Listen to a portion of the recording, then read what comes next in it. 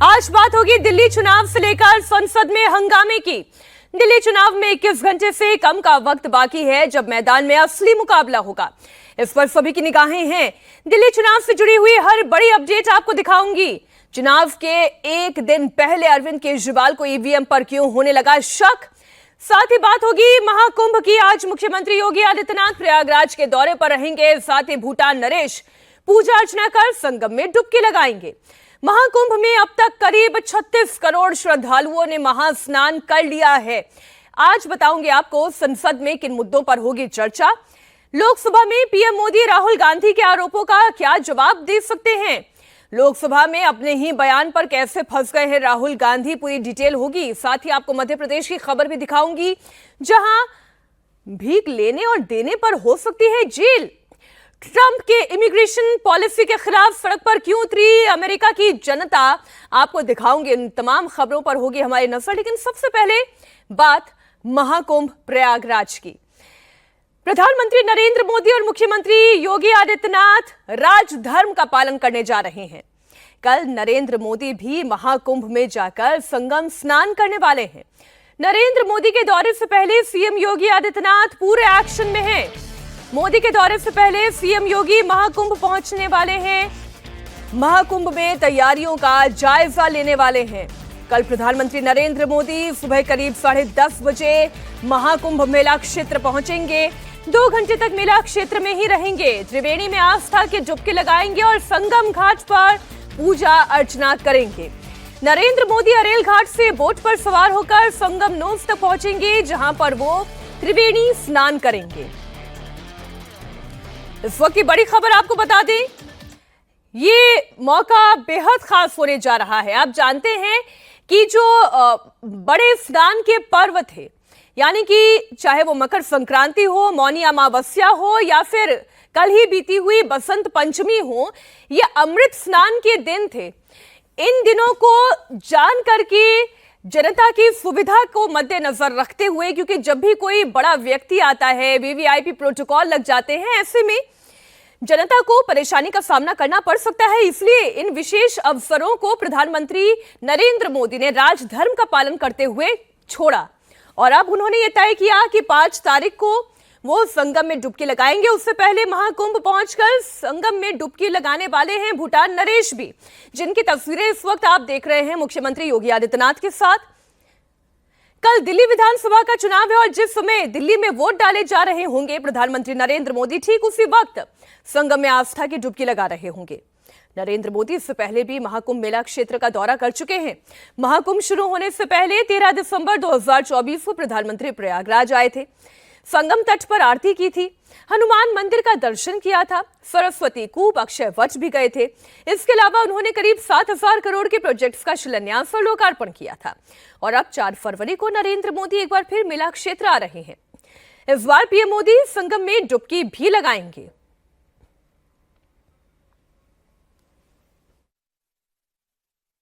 प्रयागराज महाकुंभ में प्रधानमंत्री नरेंद्र मोदी आ रहे हैं, जिसको लेकर सिक्योरिटी रिव्यू किया जा रहा है।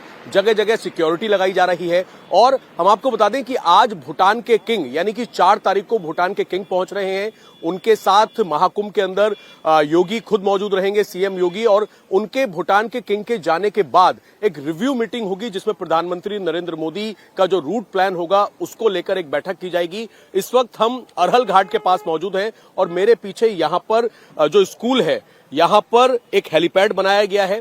इसमें भी जो प्रोटोकॉल है, जो सिक्योरिटी है, उन्होंने पूरी तरीके से जायजा लिया है। अब तक जो जानकारी मिल पाई है, तकरीबन 10:30 बजे के आसपास प्रधानमंत्री नरेंद्र मोदी महाकुंभ में यहां पर पहुंचेंगे हेलीपैड पर। और यहां पर उतरने के बाद ये जो सामने आप बैरिगेटिंग देख रहे हैं, ये पूरा का पूरा वीआईपी रूट है। यहां से अरहल घाट की तरफ प्रधानमंत्री मोदी जाएंगे, साथ में सीएम योगी उनके साथ मौजूद रहेंगे। पूरा प्रोटोकॉल मौजूद रहेगा। और यहां से अरहल घाट पर जाने के बाद जिस तरीके से जब गृह मंत्री आए थे, उसी तरीके से जो यहां से वीआईपी बोट है उसमें सवार होकर संगम तक जाएंगे। संगम में डुबकी लगाएंगे प्रधानमंत्री नरेंद्र मोदी, साथ ही सीएम योगी। और डुबकी लगाने के बाद, पूजा अर्चना करने के बाद वापस हेलीपैड पर आएंगे। जो महाकुंभ में किस तरीके से तैयारियां चल रही हैं उसको भी एक बार प्रधानमंत्री मोदी देखेंगे। किस तरीके से संत महात्मा के जो अखाड़े हैं उनका एक बार जायजा लेंगे और तकरीबन 2 घंटे के आसपास का कार्यक्रम रहेगा प्रधानमंत्री मोदी का प्रयागराज में, और संगम में डुबकी लगाने के बाद वो यहां से रवाना हो जाएंगे। तो उसी को लेकर कुछ जो दिशा निर्देश हैं वो भी प्रशासन की तरफ से शाम तक उनकी जानकारी दी जाएगी। जितने पेंटुम पुल होंगे, क्योंकि जो अमृत स्नान था वो हो चुका है बसंत पंचमी का, उसके बाद अभी की अगर हम बात करें तो फिलहाल महाकुंभ के अंदर श्रद्धालुओं की भीड़ थोड़ी कम है। ऐसे में जो पेंटुम पुल है जो अरहल से लेके संगम की तरफ जाते हैं, उनको जिस वक्त वीआईपी मूवमेंट होगा, जब प्रधानमंत्री मोदी आएंगे, कुछ देर के लिए उनको बंद किया जाता है। तो तमाम दिशा निर्देश जो है वो आज शाम तक जारी कर दिए जाएंगे। महाकुंभ में प्रधानमंत्री मोदी के स्वागत की तैयारियां तेज हो गई हैं और इस बीच आज महाकुंभ में भूटान नरेश भी पहुंच रहे हैं। अब से थोड़ी देर पहले सीएम योगी भूटान नरेश को लेकर लखनऊ से रवाना हुए हैं और थोड़ी देर के बाद सीएम योगी और भूटान नरेश वांगचुक महाकुंभ पहुंचने वाले हैं। भूटान नरेश आज संगम में डुबकी लगाएंगे। सीएम योगी के साथ संगम घाट, अक्षय वट और हनुमान मंदिर में दर्शन पूजन भी करेंगे।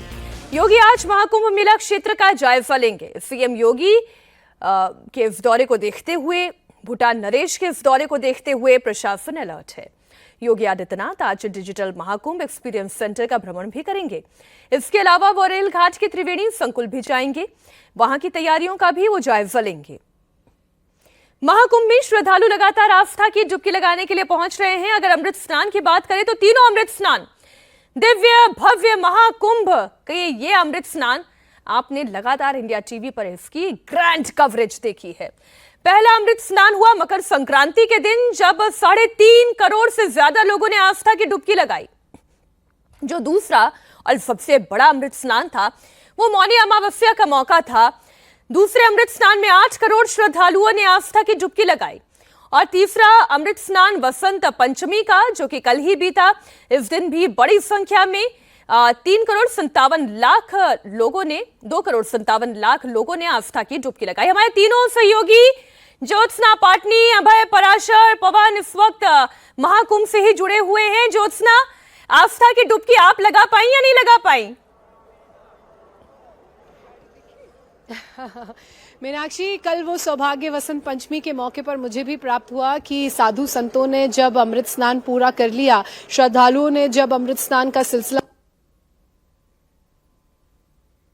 जी, मैं ज्योत्सना आपके पास दोबारा आ रही हूँ। अभय, आप भी लग रहा है कि महाकुंभ के ही होकर रह गए हैं। जिस तरीके की आज की तैयारियां हैं उस पर थोड़ी डिटेल दें। कैसी तैयारियां की जा रही कल प्रधानमंत्री के दौरे को लेकर, और आज चूंकि भूटान नरेश और मुख्यमंत्री योगी आदित्यनाथ पहुंच रहे हैं, तो आज की क्या व्यवस्थाएं हैं? देखिए, बिल्कुल तैयारियां चल रही हैं मीनाक्षी। मैं आपको तस्वीरें दिखा दूं। इस वक्त हम अरहल घाट के पास उस हेलीपैड पर मौजूद हैं और अभी अभी यहाँ पर जिस तरीके से डायरेक्शन जो बनाए जाते हैं वो यहाँ पर बना दिए गए हैं। भूटान नरेश के साथ सीएम योगी अभी लखनऊ से निकले हैं और सामने जो स्कूल आप देख रहे हैं, पीछे स्कूल है जिसमें हेलीपैड बनाया गया है। सीएम योगी यहीं पर पहुंचते हैं, यहाँ पर वो हेलीपैड से उतरेंगे और हेलीपैड से उतरने के बाद गाड़ियों से यहां से निकलेंगे भूटान नरेश के साथ सीएम योगी और फिर सीधा यहां से अरहल घाट जाएंगे। जिस तरीके से जब गृहमंत्री अमित शाह भी आए थे, उसी तरीके का प्लान रहने वाला है और तकरीबन 2.5 से 3 घंटे के आसपास ये अभी तक जो जानकारी है वो रहेगा, क्योंकि वो अक्षय वट भी जाएंगे, हनुमान जी के मंदिर भी जाएंगे और यहां से निकलने के बाद सामने जो आप ये पूरा का पूरा रूट देख रहे हैं, जब वीआईपी रूट लगेगा तो इन बैरिकेड्स को बंद कर दिया जाएगा। पुलिस यहां पर मौजूद रहेगी इसी तरीके से और यहां से सीएम और योगी और साथ ही भूटान के जो किंग है वो यहां से निकलेंगे और सीधा अरहल घाट जाएंगे। इस रूट को फिलहाल पब्लिक के लिए बंद कर दिया जाएगा। अभी तैयारियां यहां पर चल रही हैं उनके आने की। अरहल घाट जाएंगे और वहां से बोट में सवार होकर सीएम योगी और भूटान नरेश जो है वो सीधा संगम पहुंचेंगे। संगम में स्नान करेंगे, डुबकी लगाएंगे और डुबकी लगाने के बाद अक्षयवट और हनुमान मंदिर के दर्शन करके वापस यहां से लौटेंगे। और जब वापस लौटेंगे भूटान नरेश, उसके बाद यहां पर प्रधानमंत्री मोदी की सिक्योरिटी को लेकर रिव्यू होगा कि किस तरीके से स्क्रीनिंग, मल्टी लेवल स्क्रीनिंग होती है, वो की जाएगी। अभय, आप रहे हमारे साथ। ज्योत्सना फिर कनेक्ट हो चुकी हैं।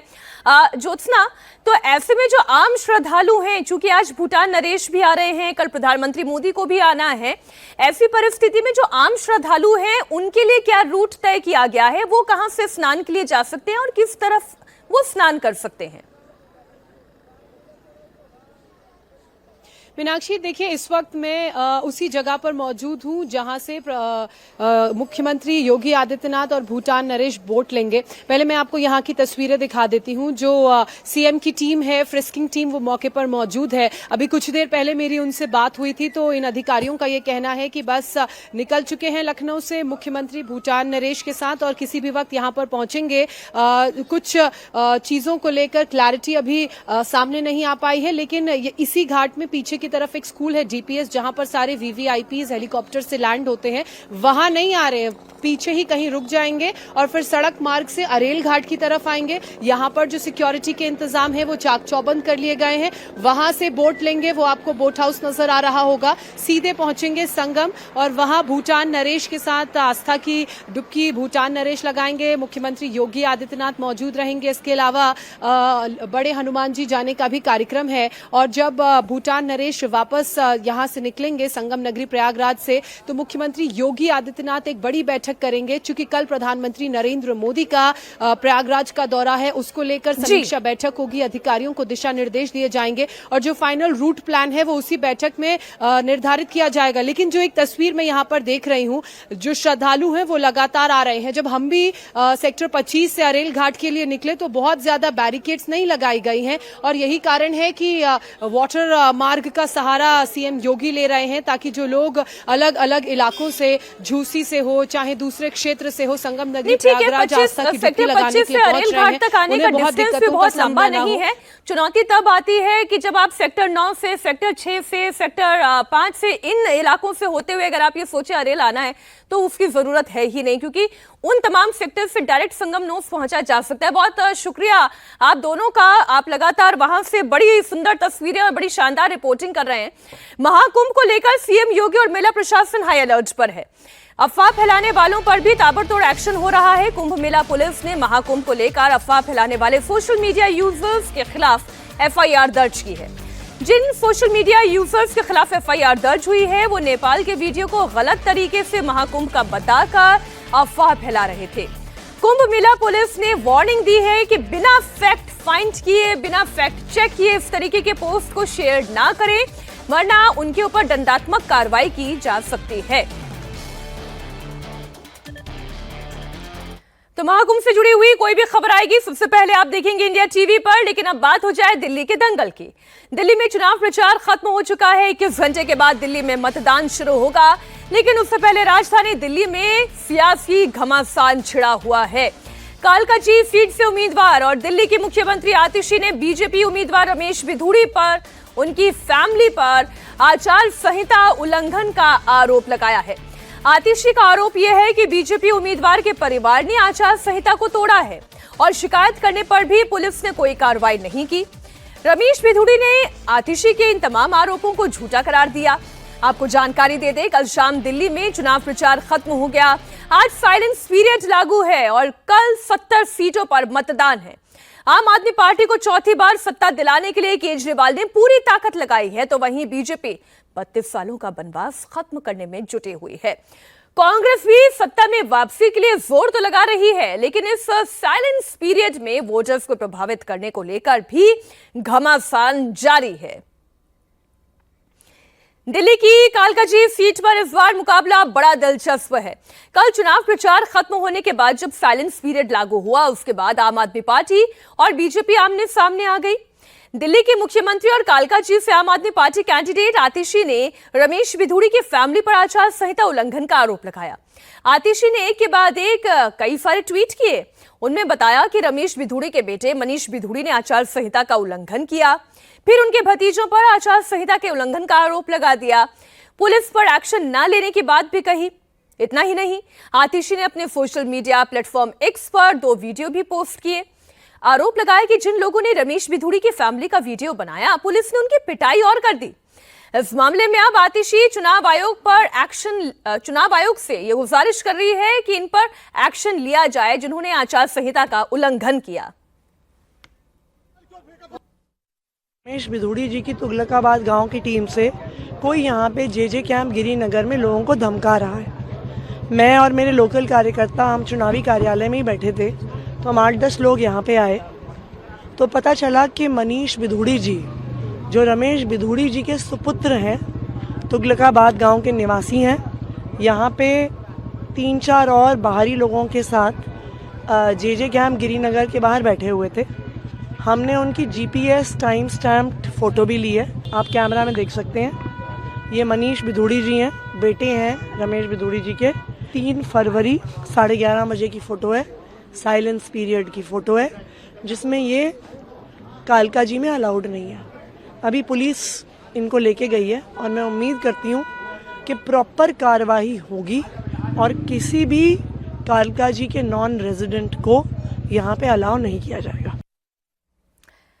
इधर रमेश बिधूड़ी ने भी आतिशी को जवाब दिया। उन्होंने कहा कि हार के बौखलाहट में कुछ मत कहिए, स्वार्थ में संवैधानिक पद की गरिमा को तार तार ना करे। रमेश बिधूड़ी ने पलटवार करते हुए क्या कहा वो भी आपके सामने रखते हैं। उस वक्त की बड़ी खबर आपको बता दें, बिधूड़ी के बेटे पर आचार संहिता के उल्लंघन का आरोप आतिशी ने लगाया तो जवाब भी आया कि स्वार्थ में संवैधानिक संस्थाओं के साथ, उस प्रक्रियाओं के साथ खिलवाड़ ना करे। ये तमाम बातें रमेश बिधूड़ी की ओर से कही गई। उन्होंने भी एक्स पोस्ट पर बकायदा ट्वीट कर कहा, ये तमाम बातें उन्होंने पोस्ट कर कही कि स्वार्थ में संवैधानिक पद की गरिमा को तार तार ना करें।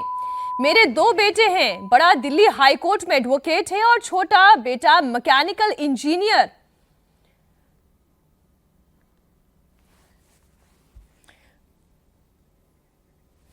तो तस्वीरें इस वक्त आप देख रहे हैं, ये वीडियो जो है वो पोस्ट किया गया है आतिशी की ओर से और उन्होंने ये तमाम आरोप लगाए हैं। उन्होंने कहा कि जब आचार संहिता लागू हो गई, साइलेंस पीरियड चल रहा है, उस वक्त आप मतदाताओं को प्रभावित नहीं कर सकते।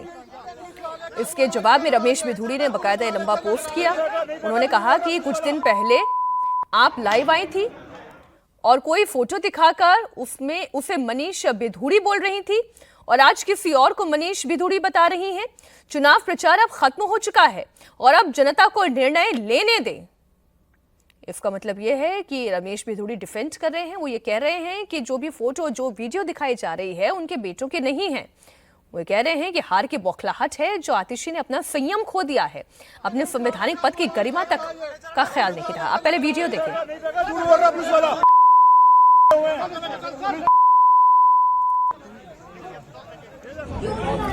कालकाजी ही नहीं, पटपड़गंज में भी साइलेंस पीरियड में वोटर्स को प्रभावित करने का आरोप लगा है और ये आरोप किस बिना पर लगा है वो आपके सामने रख देते हैं।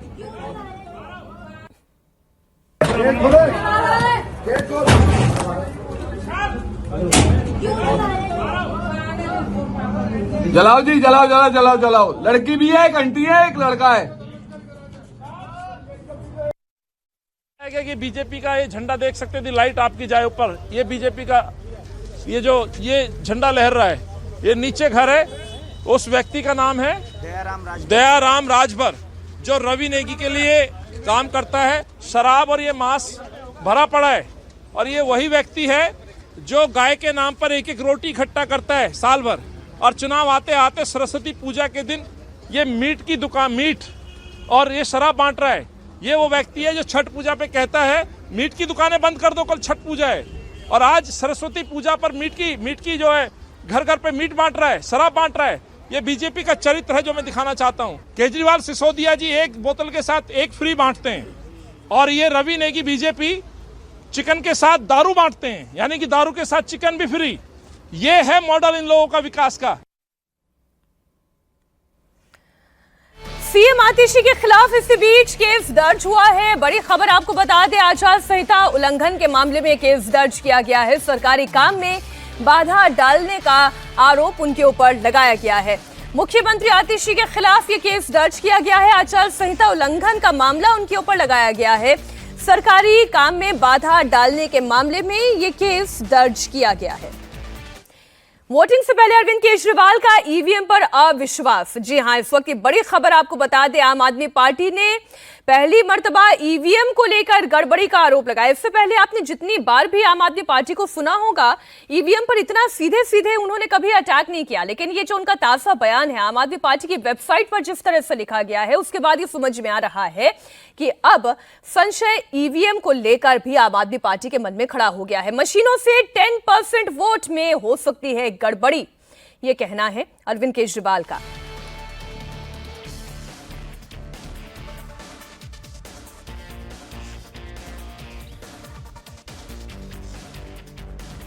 मेरे को सूत्रों से पता चला है कि मशीनों से ये 10% वोट की गड़बड़ कर सकते हैं। एहतियात के तौर पे हमने एक वेबसाइट बनाई है। महाराष्ट्र और हरियाणा के चुनावों से जो सीख मिली, उससे हमने ये तय किया है कि 5 तारीख की रात को इस वेबसाइट के ऊपर हर पोलिंग बूथ की ये 6 जानकारी हम उस वेबसाइट पे डाल देंगे ताकि मशीनों से छेड़छाड़ ना की जा सके। नंबर 1, उस पोलिंग बूथ का नाम या नंबर क्या है। नंबर 2, उस पोलिंग बूथ का प्रिसाइडिंग ऑफिसर कौन है, उसका नाम। नंबर 3, कंट्रोल यूनिट का आईडी क्या है।